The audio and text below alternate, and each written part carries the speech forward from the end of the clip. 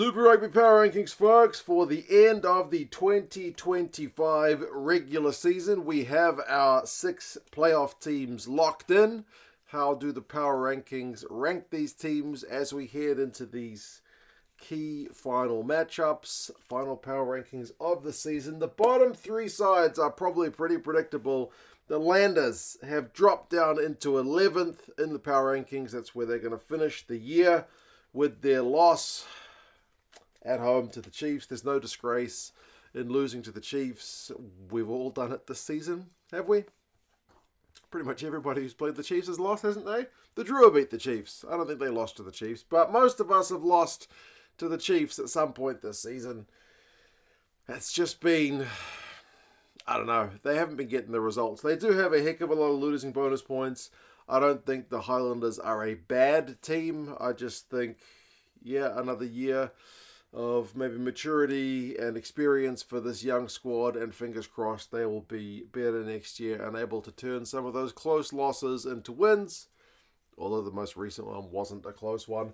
Then we got the Force, who are up 1 in the Power Rankings, up off bottom spot. They were on the bye, so they didn't lose, and the Highlanders did lose, which saw them drop below the Force's spot. So the Force finish 10th on the Power Rankings. They actually finished 9th on the table, but had a horrendous end to the year where after their draw against the Hurricanes, they lost all their matches. So unfortunate for them. Then we got the Drua, who certainly had a better second half to the season than their first half. They did have a highlight win over the Chiefs in their season, but ultimately, the way the season started kind of meant they were always a long shot to play that kind of comeback role. They would have had to get some results on the road. They didn't get them, much highlighted by their final result of the season, an absolute hammering by the Reds.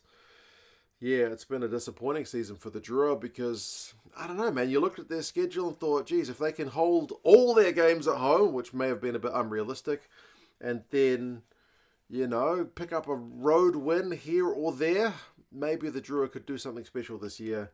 Sadly for them, it didn't happen. It kind of set the tone when they lost their opening game to the Brumbies, didn't it? Like, the Aussie teams had not fared well in Fiji, and the Fortress Fiji was broken in round 1.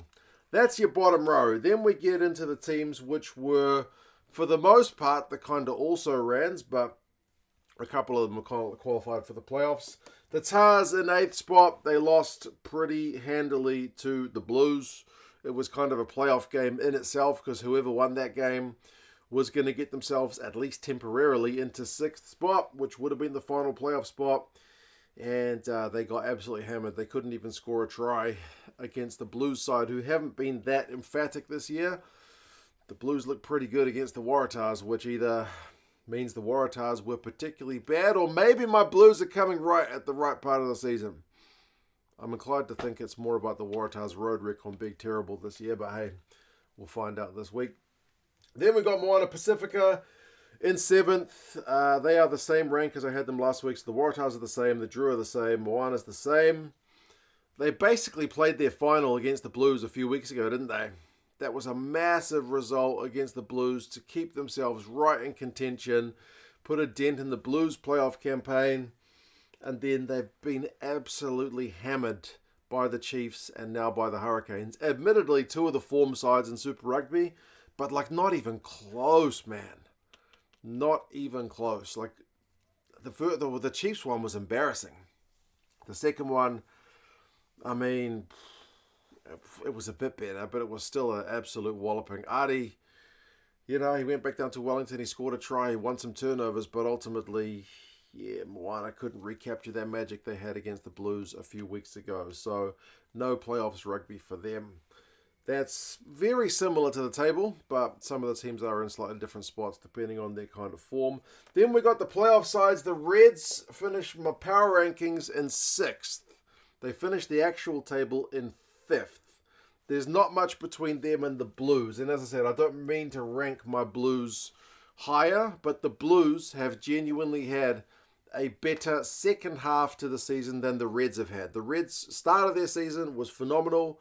Second half, not so great, despite the fact they finished with an emphatic win over the Drua at the end.